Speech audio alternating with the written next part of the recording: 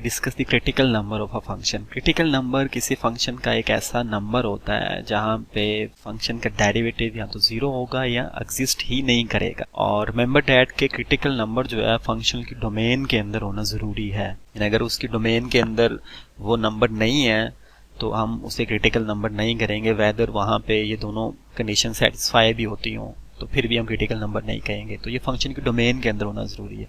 Graphically देखते हैं कि ये जो हमने लिखा है इसका मतलब ग्राफिकली क्या है ना। तो this is our X axis and this is our Y axis. ये एक फंक्शन है, ये ग्राफ है कोई स्पेसिफिक फंक्शन का। सपोज यहाँ पे एट नंबर सी है, यहाँ पे आपका जो डेरिवेटिव है फंक्शन का वो जीरो हो जाएगा because tangent is parallel to X axis. यहाँ पे tangent parallel to X axis हो जाएगा तो यहाँ पे जो फंक्शन का डेरिवेटिव है नंबर सी के ऊपर वो जीरो हो जाएगा। Mean F of prime C जो है वो जीरो हो जाएगा। इसमें इनके सी इक्वल टू जो एक्स इक्वल टू सी जो है is our critical number. Similarly अगर इसको हम कोई नंबर लेबल करें डी तो यहाँ पे कॉर्नर हमारे पास बन गया है। यहाँ पे डेरिवेटिव एग्जिस्ट नहीं करेगा फंक्शन का बिकॉज यहाँ पे जिस नंबर पे कॉर्नर बन रहा हो तो वो उस नंबर के ऊपर डेरिवेटिव की जो डेफिनेशन है वो सेटिस्फाई नहीं होती। अब यहाँ पे डेरिवेटिव एग्जिस्ट नहीं करता तो x इक्वल टू डी जो है वो भी हमारा क्रिटिकल नंबर होगा। टू नंबर्स इस फंक्शन की डोमेन के अंदर थे जो क्रिटिकल नंबर हैं, तो क्रिटिकल नंबर एक से ज्यादा हो सकते हैं। जैसे इस केस में हमारे पास दो नंबर्स आ गए हैं। तो अ क्रिटिकल नंबर वह function is a number c in the domain of f such that either f of prime c equal 0 f of prime c does not exist. Formal theorem की statement को अगर आप mind में रखें तो formal theorem की जो statement थी वो हमारे पास ये थी, a function if a function have local maximum minimum value at a number c and f of prime c exist then f of prime c equal to 0। Mean जहाँ पे function की एक्सट्रीम वैल्यू एग्जिस्ट करेंगी वहाँ पे derivative equal to 0 होगा। अगर extreme value exist कर रही हैं तो वहाँ पे डेरिवेटिव इक्वल टू 0 होगा according to statement of formal theorem. तो फिर c जो है वो फॉर्मल थ्योरम में हमारे पास एक क्रिटिकल नंबर होगा हमारा, यानी जिस नंबर के ऊपर डेरिवेटिव जो है फंक्शन का वो इक्वल टू 0 आ जाए तो वो हमारा क्रिटिकल नंबर होगा। क्रिटिकल नंबर एक से ज्यादा हो सकते हैं, जैसे कि इस केस में हमारे पास दो नंबर्स आ गए हैं। अगर हम इसके ग्राफ को मजीद से ग्राफ के साथ थोड़ा सा और प्ले करें, यहाँ पे अगर हम स्मूथनेस ले आए फिर हम यहाँ पे ऐसे निकल जाएं तो यहाँ पे भी जो है हमारा tangent parallel to X axis हो जाएगा d1 है, ये भी क्रिटिकल नंबर हो जाएगा। सिमिलरली अगर हम इसके साथ और प्ले करना चाहें तो यहाँ पे फिर स्मूथनेस ले आए तो यहाँ पे भी फंक्शन स्मूथ है। डेरिवेटिव जो है हमारे पास यहाँ भी पैरेलल टू एक्स एक्सिस हो जाएगी, tangent line parallel to X axis हो जाएगी यहाँ पे भी, तो इसको हम d2 कह दें तो ये भी एक क्रिटिकल नंबर हो जाएगा। तो वट एवर जहाँ पे आपका डेरिवेटिव 0 आ जाएगा वो आपका क्रिटिकल नंबर होगा, जहाँ पे आपका डेरिवेटिव एग्जिस्ट नहीं करेगा वो भी आपका क्रिटिकल नंबर होगा, और जहाँ पे tangent parallel to X axis होगा आपका डेरिवेटिव 0 होगा वहाँ पे टेंजेंट लाइन जो है वो पैरेलल टू एक्स एक्सिस हो जाएगी। तो फॉर्मल थ्योरम में जो c की बात हो रही थी, फॉर्मल थ्योरम में वो c जो है वो हमारा क्रिटिकल नंबर है। अब कुछ एग्जांपल्स हम देखेंगे क्रिटिकल नंबर्स की जिसमें आप क्रिटिकल नंबर को फाइंड आउट करेंगे। क्रिटिकल नंबर को फाइंड आउट करने के लिए सिंपली आपको डेरिवेटिव फाइंड आउट करना होगा।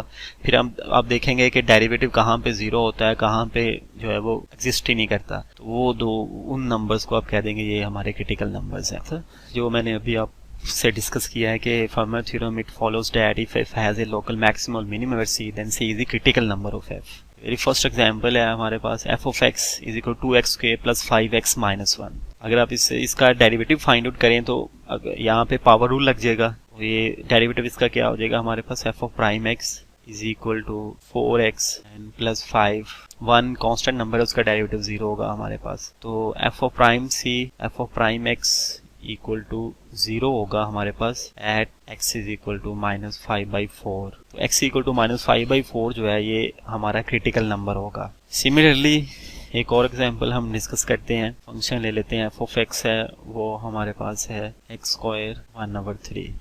इसका आप डेरिवेटिव फाइंड आउट करेंगे। Domain set definitely set of real number है हमारे पास। इसका आप डेरिवेटिव फाइंड करें तो ये हमारे पास आ जाएगा 2/3 x रेज्ड पर माइनस 1/3। इम्प्लाइज दैट के f of prime x equal to 0 होगा एट x इक्वल टू 0 के ऊपर। ये इस केस में x इक्वल टू 0 जो है वो हमारा क्रिटिकल नंबर हो जाएगा। f of x is equal to 1/x, और यहाँ पे जो डोमेन सेट है थोड़ा सा मॉडिफाइड करेंगे, x belong to r minus 0 mean set of real number जिसमें हमने 0 को एक्सक्लूड कर दिया, ये डोमेन सेट है। अगर हम इसका डेरिवेटिव लें प्राइम x हमारे पास आता है -1/x² डेरिवेटिव जो है वो हमारे पास 0 होगा एट x इक्वल टू 0। तो एट x इक्वल टू 0 के ऊपर हमारे पास f ऑफ प्राइम x जो है वो डेरिवेटिव फंक्शन का वो 0 आ जाता है, बट लेकिन ये हमारा क्रिटिकल नंबर नहीं होगा। It is not our critical number. क्योंकि क्रिटिकल नंबर को डोमेन के अंदर, डोमेन सेट के अंदर होना ज़रूरी है। तो ये यहाँ पे जो डोमेन है उसमें 0 एक्सक्लूड है कि वो हमने डोमेन सेट के अंदर लिया ही नहीं। तो इसमें in this function have neither critical number. Next ये एक्सरसाइज है, find the critical numbers F of x.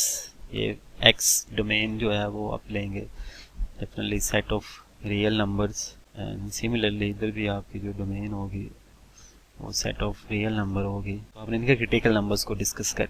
We are discussing the properties of the functions.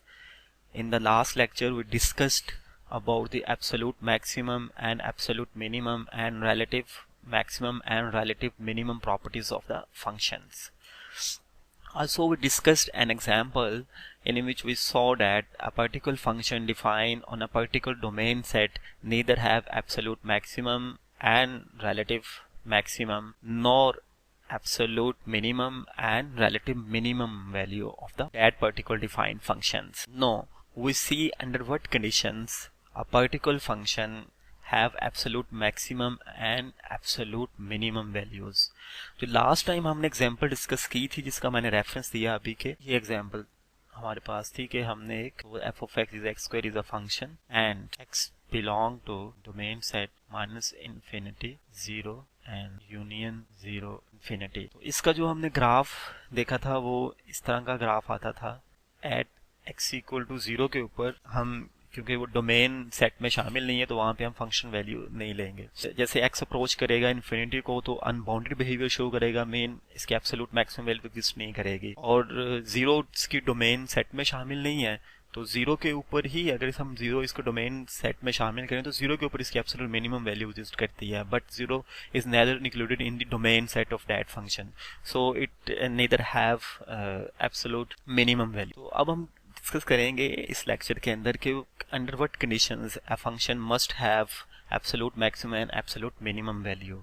उसके लिए हमारे पास एक्सट्रीम वैल्यू थ्योरम है। एक्सट्रीम वैल्यू थ्योरम स्टेट्स करता है कि if F is continuous on a close interval A B, यानी condition जो है वो कंटिन्यूटी की है और इंटरवल के क्लोज इंटरवल की है। अगर कोई फंक्शन ये दोनों कंडीशंस ओबे करता है then that function must have absolute maximum and absolute minimum value. हम ग्राफिकली इसको डिस्कस करते हैं। ये हमारे ये एक्स एक्सिस है, ये वाई एक्सिस है और ये हम एक फंक्शन डिफाइन कर देते हैं।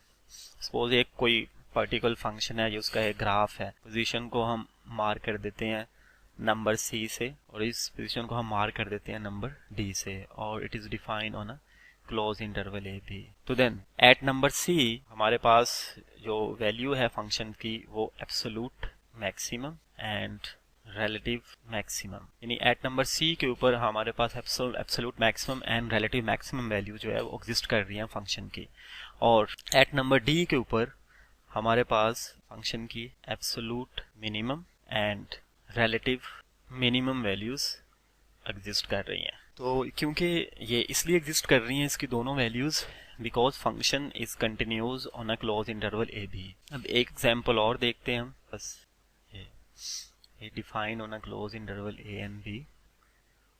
इसको पोजीशन को मार्क कर देते हैं सी और इसको हमने मार्क किया हुआ है बी और इसे B equal to D mark कर देते हैं। तो यहाँ पे जो फंक्शन की वैल्यू है वो हमारे पास absolute maximum and relative maximum value exist कर रही हैं, और at B is equal to D के ऊपर हमारे पास absolute minimum value of function की एग्जिस्ट कर रही है। तो ये हमारी डिस्कशन होगी एक्सट्रीम वैल्यू थ्योरम के बारे में।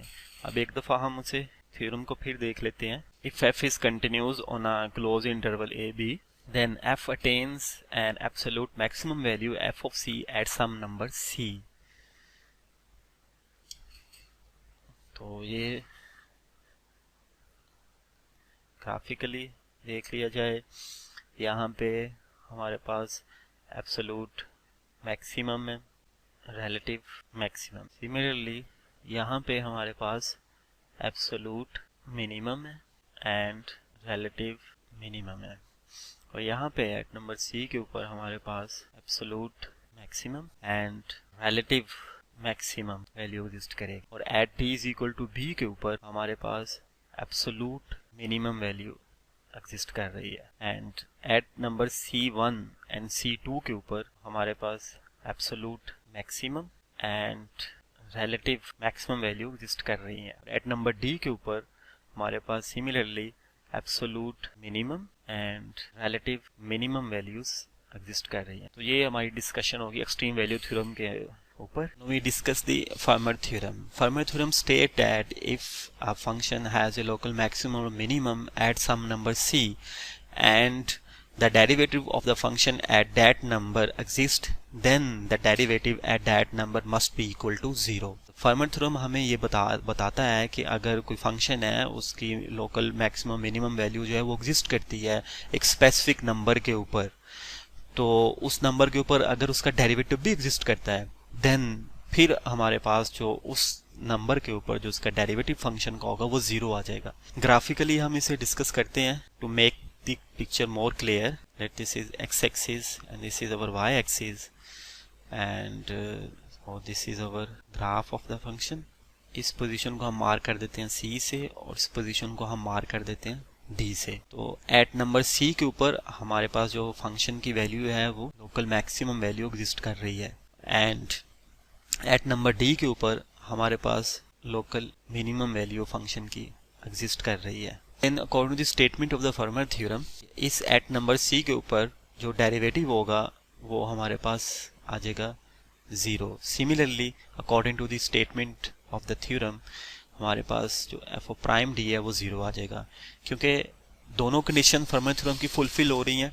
एट नंबर सी के ऊपर फंक्शन का डेरिवेटिव भी एग्जिस्ट कर रहा है, सिमिलरली एट नंबर डी के ऊपर भी फंक्शन का डेरिवेटिव एग्जिस्ट कर रहा है, एंड एट नंबर सी के ऊपर फंक्शन की जो वैल्यू है वो लोकल मैक्सिमम एग्जिस्ट कर रही है, and similarly at number D के ऊपर function have local minimum value. तो that is why if both the condition of the state of the Fermat theorem have been fulfilled then our function the derivative at that number of the function must be equal to 0। एक दफ़ा फिर हम इसकी theorem की statement को देख लेते हैं। F has a local maximum or minimum at some number c and if f of prime c exist then f of prime c equal to 0। Graphically इसका मतलब ये होगा कि यहाँ पे एट नंबर c के ऊपर यानी इस पॉइंट के ऊपर जो आपके पास डेरिवेटिव की वैल्यू आएगी वो 0 आ जाएगी। मीन टू से डैट यहाँ पे जो हमारे पास f of prime c होगा 0 हो जाएगा इस खास पॉइंट के ऊपर। सिमिलरली एट d के ऊपर हमारे पास जो f of prime d होगा वो हमारे पास 0 आ जाएगा। इसके बारे में एक रिमार्क को डिस्कस करेंगे। रिमार्क ये है कि क्या इस थ्योरम का फर्मेट थ्योरम का क्या कन्वर्स भी एग्जिस्ट करता है। मीन टू से कि इस केस में हमारे पास जो था ये जो कंडीशन थी हमारे पास ये हमारी थी हाइपोथेसिस, यानी ये इसका कन्वर्स है। तो अब सोचें इसके ऊपर बताएंगे क्या ऐसा हो सकता है। देखें हम एक काउंटर एग्जाम्पल डिस्कस करते हैं। मीन अगर हमने कोई ऐसी एग्जाम्पल दे दी जिसमें इसका कन्वर्स ट्रू नहीं करता तो हम कहते हैं कि जनरली ये बात ठीक नहीं है। यानी हम एक फंक्शन डिफाइन करते हैं F of X is equal to X cube and X belong to set of real number. हमारी कंडीशन ये है, यानी हाइपोथेसिस हमारा ये है कि if F of prime X is equal to 0 तो देन क्या function must have local maximum और मिनिमम। तो हम देखते हैं कि किस नंबर के ऊपर इसका डेरिवेटिव 0 होता है। तो इसका हम डेरिवेटिव लें तो वो हमारे स्क्वायर जो फंक्शन का डेरिवेटिव आएगा according to the power rule of derivative f of prime x 3x square. तो ये इक्वल टू 0 होगा हमारे पास derivative at x equal to 0, but x equal to 0 is not point of local maximum और minimum. इसको हम देखते हैं this is x axis this is y axis. तो इसका जो ग्राफ है क्यूब का वो हमारे पास इस तरह का आता है। तो ये x इक्वल टू 0 जो है यानी ये यहाँ पे इस नंबर के ऊपर एट x इक्वल टू 0 के ऊपर जो है फंक्शन की लोकल मैक्सिमम और मिनिमम वैल्यू एग्जिस्ट नहीं कर रही। तो हमने देखा कि इसका कन्वर्स जो है वो ज़रूरी नहीं कि ट्रू हो। The converse of this theorem is not true. Mean when f of prime c equal to 0, f does not necessarily have a local maximum minimum। और ये हमने एग्जाम्पल को डिस्कस किया। और रिमार्क को डिस्कस करते हैं कि हमारे पास एक फंक्शन है बहुत इस तरह का, F of X is equal to absolute value function है हमारे पास, और एक्स बिलोंग कर रहा है सेट ऑफ रियल नंबर्स के। इसका जो ग्राफ है ना वो हमारे पास इस फॉर्म में आएगा। तो फर्मर थ्रू में हमने कंडीशन अप्लाई की थी कि फंक्शन की local maximum minimum value exist करें, और एक सेकंड कंडीशन ये थी कि डेरिवेटिव वहाँ पे एग्जिस्ट करना चाहिए उस पॉइंट के ऊपर। तो देन फिर उस पॉइंट के ऊपर अगर उसकी local maximum minimum value exist कर रही है और वहाँ पे डेरिवेटिव एग्जिस्ट कर रहा है, तो उस पॉइंट के ऊपर फिर हमारे पास जो डेरिवेटिव की वैल्यू है वो जीरो आ जाती है। लेकिन यहाँ पे अगर हम देखें तो at X equal to zero के ऊपर डेरिवेटिव एग्जिस्ट नहीं कर रहा, हमारे पास कॉर्नर बन रहा है। तो जब कॉर्नर आ जाए तो डेरिवेटिव की डेफिनेशन जो है वो सेटिस्फाई नहीं होती हमारे पास। तो लेकिन ये जो at X equal to zero के ऊपर फंक्शन की जो वैल्यू है वो हमारे पास एब्सोल्यूट मिनिमम आ रही है। आई मीन टू से आल्सो यू कैन एसोसिएट है कि एब्सोल्यूट रिलेटिव मिनिमम वैल्यू यहाँ पे एग्जिस्ट कर रही है, एंड एब्सोल्यूट मिनिमम वैल्यू जो है वो फंक्शन की at X equal to zero के ऊपर एग्जिस्ट कर रही हैं। But F of prime zero is not defined, यानी यहाँ पे जो फंक्शन का डेरिवेटिव है वो एग्जिस्ट ही नहीं कर रहा। तो एक ये केस भी हमारे सामने आ सकता है कि अगर फंक्शन का डेरिवेटिव एग्जिस्ट नहीं कर रहा तो फिर भी उस पॉइंट के ऊपर हमें जो है वो एक्सट्रीम वैल्यूज़ मिल सकती हैं। तो ज़रूरी नहीं कि फंक्शन का डेरिवेटिव एग्जिस्ट करे तो फिर ही हमें एक्सट्रीम वैल्यूज़ मिलेंगी, अगर इसका डेरिवेटिव एग्जिस्ट नहीं करता तो फिर भी हमें एक्सट्रीम वैल्यूज़ मिल सकती हैं। कि sometimes F of prime C does not exist but some number F of C is a point of a local maximum और minimum. I'm coming home, I'm coming home.